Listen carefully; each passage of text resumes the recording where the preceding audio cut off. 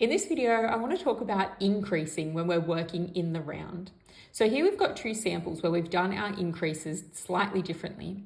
So on the left, our increases are stacked, and on the right, our increases are staggered.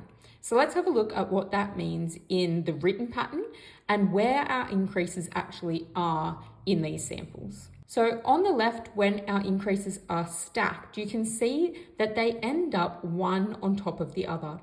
And that's because in our pattern, we're always going to be increasing at the end of those repetitions. So we've got, for example, 2 single crochets and then an increase. And then the next round, it's 3 single crochets and an increase.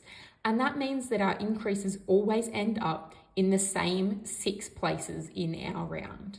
So when they're stacking, we end up with this hexagonal shape because we end up with corners where those lines of increases are. If we have a look now at when we're staggering increases, in the pattern, it looks a little bit more complicated. But what it means is that in every second round, we're offsetting that increase. So that every second round, the increase is halfway between the 2 increases in the previous round.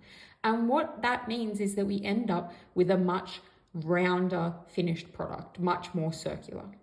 Now, the bigger your circle is, the more rounds you do, the more obvious these corners are going to become if you're working with stacked increases.